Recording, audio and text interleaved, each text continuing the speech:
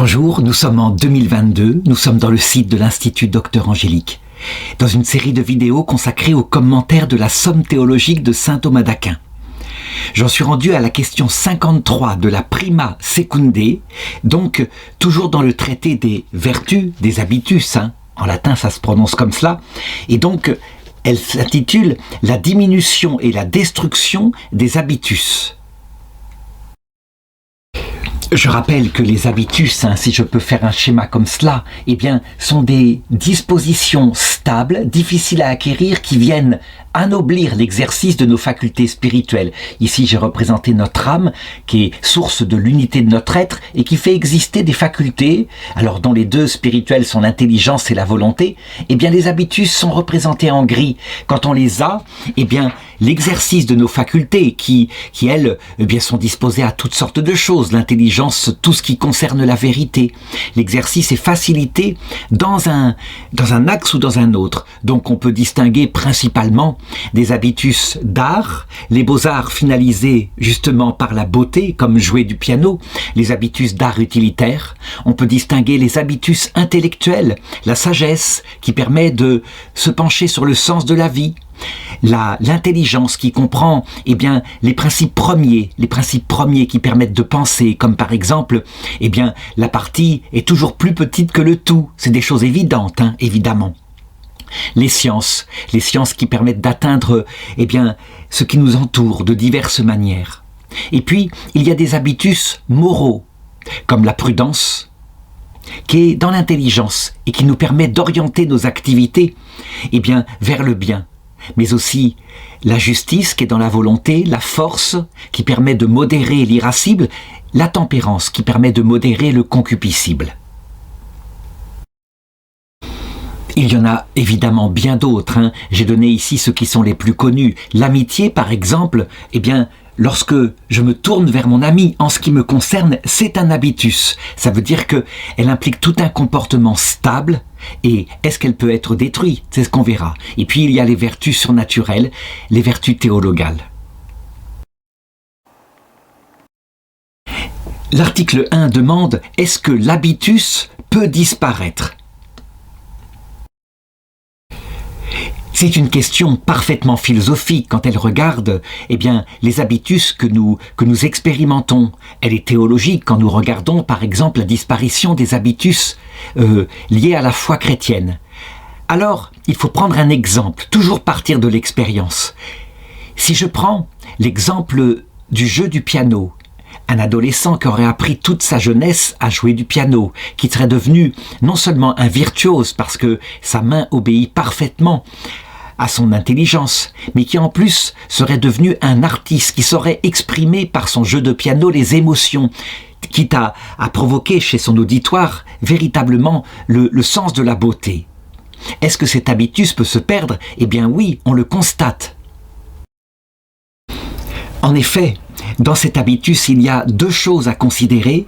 Il y a tout ce qui est en rapport avec l'aspect corporel, donc le jeu des mains, les neurones qui se sont, agencés dans le cerveau de manière à ce que les mains obéissent sans effort à l'esprit. Et de ce côté-là, évidemment, il peut y avoir destruction, d'abord par le manque d'exercice, et du coup, ces connexions, s'affaiblissent. Un AVC, un accident vasculaire cérébral peut les détruire complètement. Et dans ce cas-là, il n'est plus du tout possible de jouer. L'habitus a été détruit, mais dans sa partie physique. Ça veut dire que dans sa racine, qui est l'intelligence, qui exprimait la beauté, là, manifestement, il est indestructible puisque l'intelligence et la volonté ne sont pas organiques par elles-mêmes. Donc, qu'est-ce qui peut détruire? Dans sa racine même, cet habitus. Par exemple, une erreur portant sur l'objet de l'habitus qui consiste à jouer du piano, une erreur sur la beauté, une idéologie, par exemple, qui signifierait, comme on le voit actuellement, que la beauté serait dans la disharmonie, et on chercherait non pas à produire de la beauté, mais par exemple à produire de l'originalité pour obtenir de l'argent. On le voit très fort, par exemple, dans la peinture, où toute une idéologie, à partir des années 60, a déconstruit la notion même de beauté. Donc, si je résume cet exemple, on le voit dans les habitus, la partie corporelle, eh bien, peut être détruite avec la diminution du corps, et puis la partie qui est dans l'esprit, dans l'intelligence et dans la volonté, eh bien, peuvent être détruits par un objet qui est opposé à l'objet de l'habitus. Donc, si je prends maintenant, eh bien, l'habitus de l'utilité, donc un artiste capable de produire des œuvres utiles. De la même façon, un accident vasculaire cérébral pourra le détruire, le manque d'exercice fera perdre la dextérité de la main, mais qu'est-ce qui pourrait détruire l'habitus en lui-même? Eh bien là encore, une erreur portant sur l'utilité. Ça veut dire, par exemple, eh bien, le fait de ne plus chercher l'utilité. Ça serait une folie, évidemment. Normalement, les artistes de ce genre ont le sens de l'utilité et ne vont pas produire quelque chose d'inutile. Mais admettons. En ce qui concerne maintenant les habitus intellectuels, que sont la sagesse, l'intelligence, la science et même la prudence. Là encore, c'est la même chose. L'intelligence dans son exercice, elle se sert des facultés sensibles qui sont dans le cerveau. Et donc, par exemple, la vieillesse, qui vient, je dirais, rendre difficile l'exercice du cerveau, font diminuer l'exercice de l'habitus, mais pas l'habitus dans sa racine lui-même, qui est dans l'intelligence, évidemment. De même, le manque d'exercice, le fait qu'on a appris une science, mettons la médecine, et on ne l'exerce pas, eh bien au bout d'un certain temps, l'oubli va venir. L'oubli parce qu'il y a un substrat dans la mémoire. On a appris les diverses maladies, les remèdes, etc. Et l'oubli vient détruire donc l'habitus de médecine. Celui qui n'exerce pas la médecine, au bout d'un certain temps, n'est plus capable de l'exercer. Alors, qu'est-ce qui maintenant pourrait détruire la racine même de cet habitus dans l'intelligence? Eh bien, uniquement quelque chose qui s'opposerait à son objet, et son objet c'est la vérité. Ça veut dire que quelqu'un qui a fait un accident vasculaire cérébral, qui ne peut plus par exemple exercer l'habitus de la théologie, il n'a pas perdu la théologie, il ne peut plus l'exercer. Il ne peut plus l'exercer, y compris à l'intérieur de lui-même. Quelquefois l'AVC va tellement loin qu'on ne peut plus penser. Mais à la mort, lorsque sera rendue la perfection, eh bien, de la mémoire sensible, puisque manifestement les morts témoignent que leur vie sensible demeure dans l'autre monde, accompagnant donc l'âme, l'intelligence et la volonté. Et donc, tout sera retrouvé. Par contre, cet habitus-là peut être détruit dans sa racine par une erreur qui touche donc sur la vérité. Prenons par exemple un théologien, comme ceux des années 70, 1970, en Europe, qu'ont suivi l'école de Hans Küng, et qui disait que le principe de toute la théologie chrétienne avait été rétabli par le Concile Vatican II, et que cela consistait à créer une vie heureuse, paisible et libre ici-bas, que c'était le but du Christ. Il nous voulait debout ici sur terre, et qu'il n'y avait rien d'autre à chercher dans le christianisme. Eh bien, on le voit, le principe ici de Hans Küng est complètement opposé à la prédication du Christ, et donc toutes les conclusions qui seront tirées seront donc opposées. Il avait fondé en réalité autre chose que la théologie chrétienne, qu'il appelait la théologie chrétienne, qui était une sorte d'humanisme plus ou moins sans Dieu. Il est évident qu'une erreur comme cela portant sur le principe même de la science, eh bien, corrompt tout le reste de la science. Et il faut le remarquer, plus l'erreur portera sur un aspect central, comme par exemple les erreurs du 1er siècle sur la divinité du Christ, on disait qu'il n'était qu'un homme, eh bien, tout en était du coup corrompu et l'habitus était détruit par l'erreur. Il faut reconnaître que par contre, une erreur portant sur quelque chose qui n'est pas la racine même de la discipline, eh bien, ne fait que corrompre que les conclusions qui sont liées à cette erreur. Par exemple, si dans la théologie protestante on dit qu'il n'y a pas de communion avec les saints du ciel parce qu'ils dorment, eh bien, du coup, on perd tout, je dirais, toute la donnée de la communion qu'il peut y avoir, la prière qu'il peut y avoir, le fait de se confier à ceux qui collaborent avec le Christ dans le ciel pour nous sauver, ce qui fait que la théologie des saints a disparu chez eux. Enfin, il reste à parler des habitus de la vertu morale qui, eux, sont ordonnés au bien. Ça veut dire que, par exemple, au service de l'amitié, qui en elle-même est un habitus stable, eh bien, il y a des vertus morales comme la prudence, la justice, la tempérance et la force. eh bien, l'amitié elle-même pourra être perdue de mon côté, parce que l'amitié implique aussi une relation réciproque. De l'autre, elle ne sera peut-être pas perdue. Mais de mon côté, par exemple, quand au lieu de mettre au centre de cette amitié la personne de l'autre, dans une amitié honnête, eh bien tout d'un coup, on se met à penser l'autre comme quelque chose d'utile qui va pouvoir nous rapporter, par exemple, de l'argent d'une façon ou d'une autre. Alors, puisque le principe qui fondait l'amitié est détruit et est remplacé par un autre principe, eh bien l'amitié peu à peu va se détruire, ou plutôt rapidement ici, mais va se détruire et disparaître.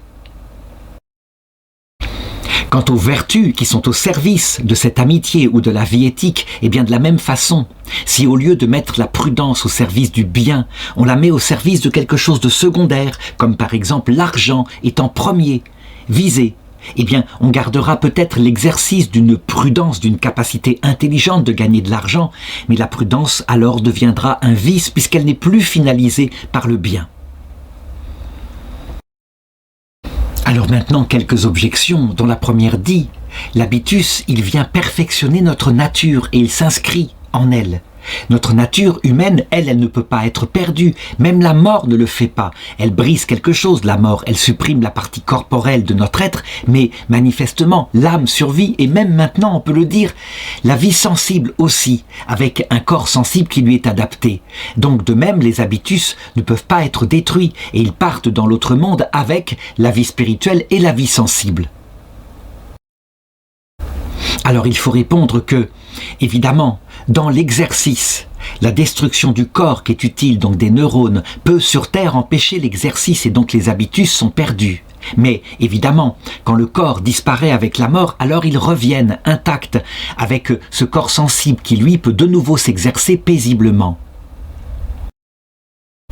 Par contre, si on détruit ce qui constitue l'habitus en nous, donc soit en atteignant la beauté pour les habitus d'art, en atteignant la vérité pour les habitus intellectuels, en atteignant le bien pour les habitus, les vertus morales, on peut détruire les habitus à leurs racines.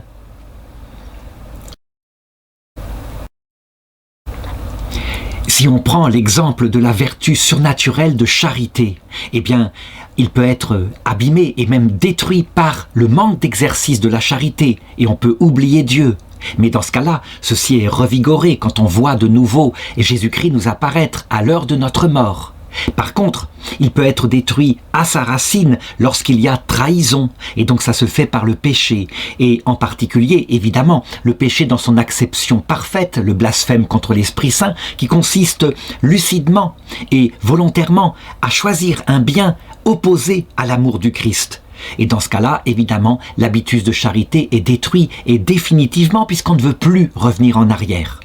Pour ce qui concerne les autres péchés, comme les péchés de faiblesse ou ceux qui viennent d'une certaine ignorance, il pourra y avoir au contraire reconstruction de l'amitié, mais il faudra passer par la réconciliation. Alors, deuxième objection, les habitus sont donc dans l'esprit. Ils pourraient être détruits normalement de deux façons, soit par la destruction du sujet qui les a reçus, mais la mort ne vient pas détruire le sujet humain, puisque, justement, notre esprit, lui, est incorruptible. Donc, un habitus comme la science pourrait être détruit, par exemple, par quelque chose qui est opposé à la science, donc une erreur manifeste. Mais pourquoi l'erreur détruirait-elle la science quand je l'ai acquise? Puisque, les habitus peuvent être ensemble. Je peux avoir le souvenir de la science que j'avais, et puis par ailleurs, avoir adhéré à une science qui est dans l'erreur. Mais la science première est toujours là. La réponse, c'est que lorsque, à cause d'une erreur touchant au principe d'une science, on garde le souvenir de la science qu'on avait au départ et qui était saine, dans ce cas-là, la science n'est plus notre science, on n'y adhère plus, on la considère comme fausse. Elle est simplement un substrat culturel, un souvenir qu'on a dans son esprit et on adhère à une idéologie. Donc on peut dire que l'erreur touchant sur un principe radical fondateur d'une science, détruit la science en nous. C'est ce qu'on a vu, par exemple, dans les années 1950-1960, où des intellectuels, qui pourtant avaient reçu une formation très réaliste, adhérèrent au communisme athée, parce qu'il était à la mode. Ils y adhérèrent, leur intelligence fut entraînée là-dedans. Et évidemment, il fallut des années pour qu'ils se rendent compte qu'il y avait erreur. La seule façon de restituer l'habitus de science tel qu'il l'avait au départ, c'est évidemment de renoncer à l'erreur et de reprendre le principe premier de la vérité. Et dans ce cas-là, l'habitus de science renaît, bien sûr. Alors, troisième objection, l'habitus de science, eh bien, il vient s'inscrire dans l'intelligence, ainsi que tous les habitus intellectuels. Et donc, l'intelligence étant indestructible, même si le corps était abîmé, par exemple par un accident vasculaire cérébral, que le cerveau ne pouvait pas s'exercer, eh bien, l'habitus serait toujours là, il ne pourrait pas être détruit. Et je l'ai dit, lorsque la mort viendrait, que l'on passerait dans l'autre monde, que de nouveau le corps, par la vie sensible, pourrait s'exercer, alors l'habitus de science reviendrait vivant et même intact, puisque la mémoire serait beaucoup plus forte, étant donné que l'exercice de la vie sensible semble beaucoup plus parfait lorsque l'organe qui était abîmé a disparu, l'organe du cerveau. Alors il faut reconnaître avec cette objection que le fait que le cerveau, qui est l'organe biologique sur lequel s'exerce le psychisme, ne peut plus s'exercer, soit par un accident vasculaire, soit par la vieillesse, la maladie d'Alzheimer, etc., n'empêche pas l'habitus lui-même d'exister, puisque sa racine est dans l'esprit, et l'esprit lui est incorruptible. Mais ça empêche uniquement l'exercice de cet habitus. La mémoire disparaît, donc on ne se souvient plus de ce qu'on avait appris. Par contre, eh bien, la racine de l'habitus peut être détruite quand il est atteint dans notre intelligence elle-même. Il est donc évident qu'un théologien, par exemple, eh bien, son habitus de théologie sera détruit s'il commence à dire que eh bien, le but de la vie chrétienne est autre que ce que le Christ voulait. Par contre, lorsque, à l'heure de la mort, devant le Christ, eh bien, il reconnaît son erreur, simplement, alors, immédiatement, eh bien, cet habitus de la théologie qu'il avait acquis sur terre est rectifié et il revient.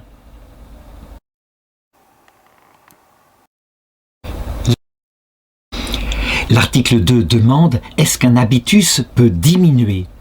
Et donc je dirais que pour répondre à cet article, eh bien, il faut se servir de ce que j'ai dit dans l'article précédent.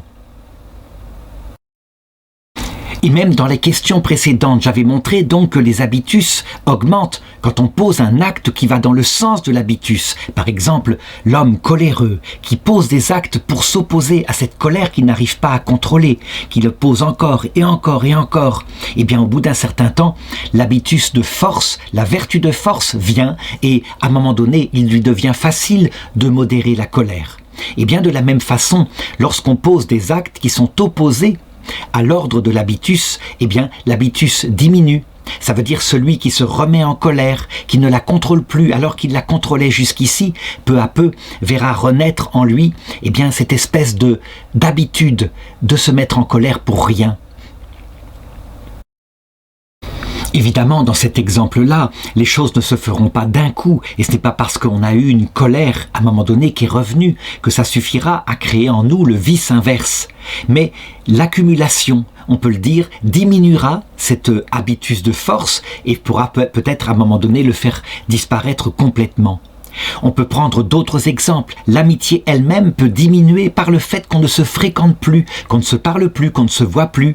Et à un moment donné, simplement par l'oubli, eh bien, on finit par ne plus être ami avec quelqu'un qui est devenu, depuis longtemps, un étranger.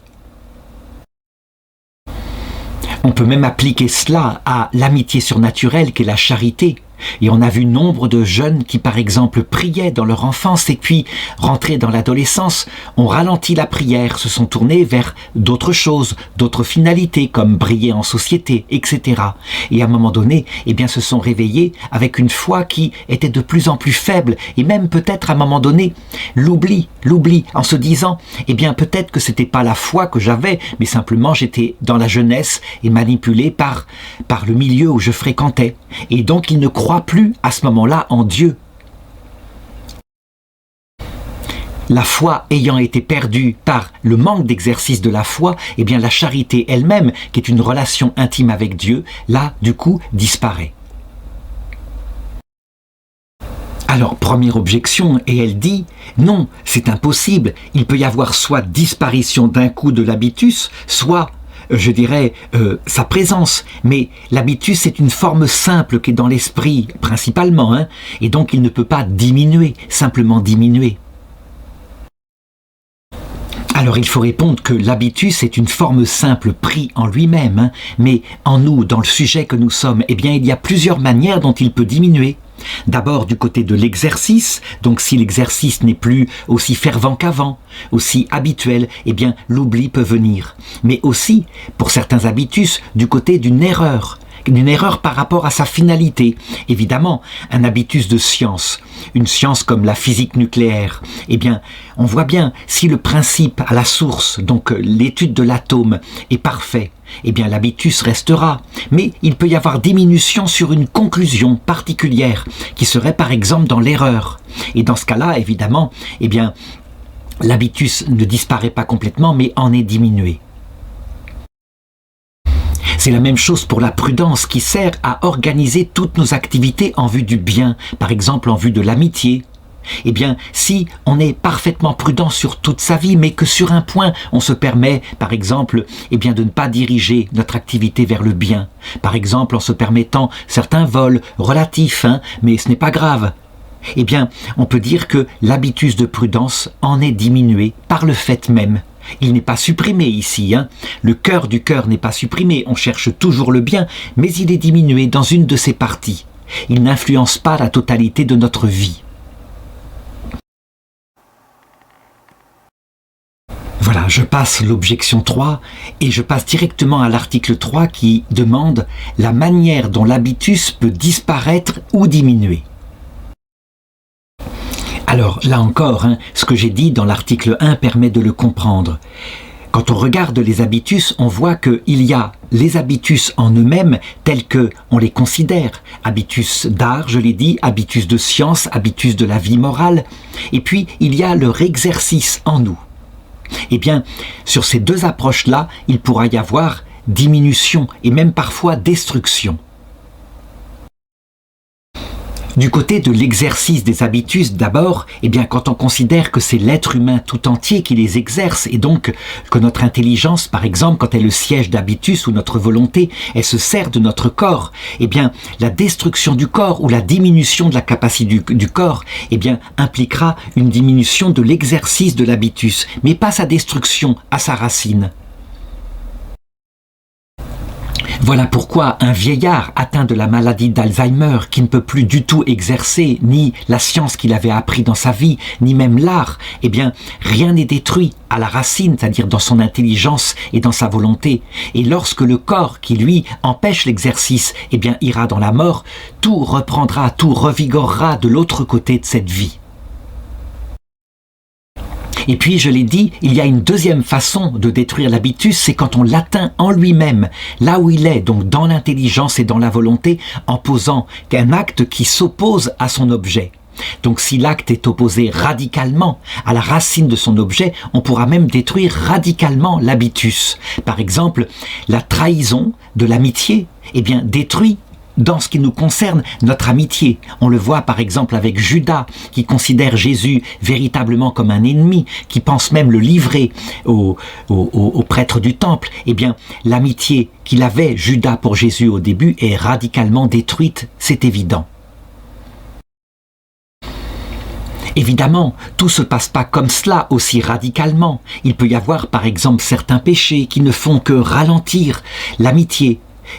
Par exemple, lorsqu'on a une faiblesse, que ce n'est pas vraiment volontaire, qu'on s'est laissé entraîner par une passion qu'on contrôle mal, alors l'amitié sera entachée, bien sûr, mais ne sera pas radicalement détruite. Elle pourra même être reconstituée pleinement par, je dirais, la réconciliation, donc par l'échange du pardon après un repentir, une promesse de ne pas recommencer, etc. C'est la même chose pour les habitus liés à des sciences. Lorsqu'on atteint directement le principe d'une science, donc la racine, par exemple, imaginons un physicien nucléaire qui tout d'un coup déciderait que l'atome n'existe pas et que ce qui existe c'est uniquement les 4 éléments, l'air, le feu, l'eau et puis la terre. Évidemment, sa science disparaît s'il y croyait vraiment. La science, sa physique nucléaire disparaîtrait. Évidemment, je prends un exemple qui est radical, qui me semble impossible. Par contre, on peut le voir dans des disciplines beaucoup plus subtiles.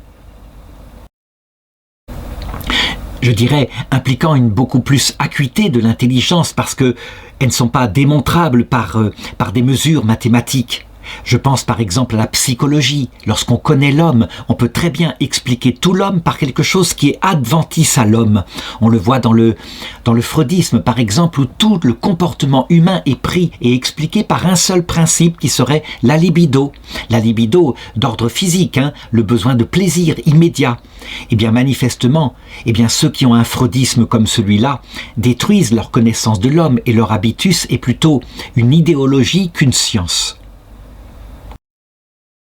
Il faut remarquer que certains freudiens ont réussi à remettre le freudisme dans la totalité d'une philosophie réaliste de l'homme. Et dans ce cas-là, puisque la libido existe, on peut dire qu'ils reconstituent par eux-mêmes une science du réel, donc une science qui atteint la vérité de ce qu'est l'homme. Si l'erreur porte par contre sur quelque chose qui n'est pas aussi central, quelque chose d'adventice, quelque chose, la destruction de l'habitus ne sera pas totale, mais uniquement il sera diminué. Par exemple, dans le domaine de la théologie, lorsque on détruit deux des canaux de la révélation, que sont par exemple le magistère du pape, c'est le 3e canal, et puis la tradition portée par les saints pour ne garder que l'écriture. Alors on ne détruit pas radicalement la théologie puisque tout de même l'un des 3 canaux est gardé, mais on perd de grands pans de la théologie qui avaient été présents, autre part que dans l'écriture. En effet, certaines choses sont présentes dans la tradition vivante uniquement et n'ont pas forcément été mis matériellement par écrit. Et puis, l'Esprit Saint agit lorsque Pierre exerce son charisme pour confirmer les frères dans la foi ou pour leur dire que ceci ne fait pas partie de la foi. Alors la première objection dit « Il ne semble pas que l'habitus soit détruit ou diminué par simple cessation de l'acte.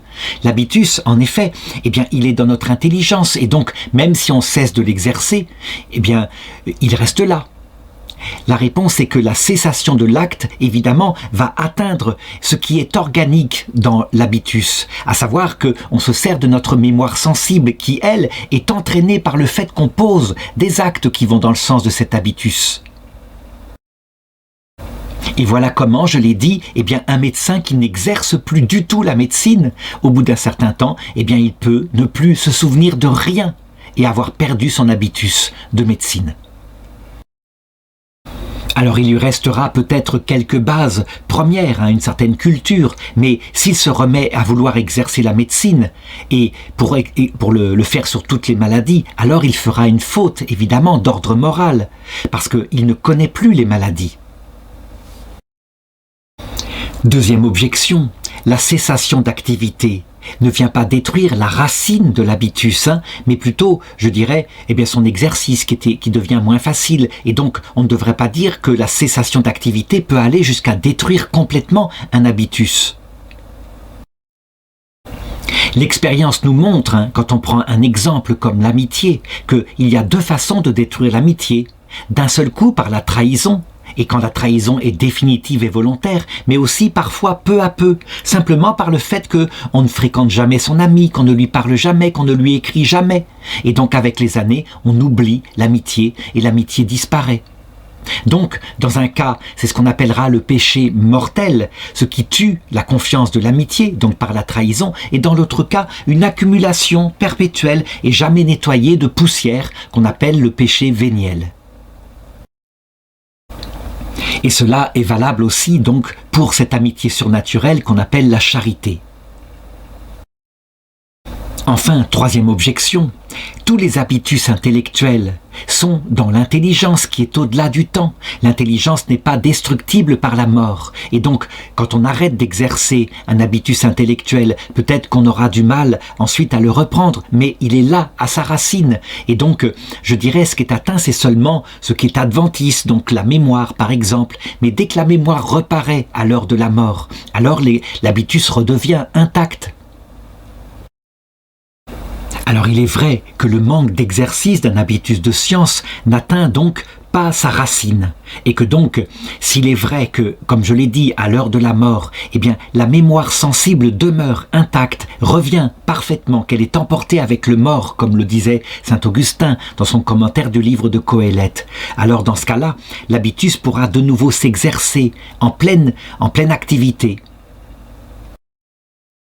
Cependant, il n'y a pas dans l'habitus que ce substrat corporel. Il y a aussi l'intelligence qui comprend la nature des choses et qui peut s'approfondir au cours de la vie.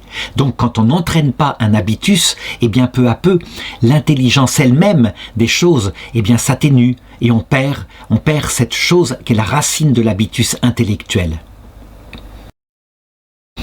Ainsi, il est clair qu'un savant comme Albert Einstein, qui toute sa vie a cherché à connaître la matière, qui a médité, passé en revue les problèmes, eh bien, il a eu une connaissance de plus en plus profonde de la matière, et cela ne disparaît pas. Mais si Albert Einstein s'était arrêté à 24 ans, après ses premiers articles, était passé à autre chose, eh bien, son intelligence n'aurait plus progressé. Et donc, eh bien, l'habitus n'aurait pas augmenté.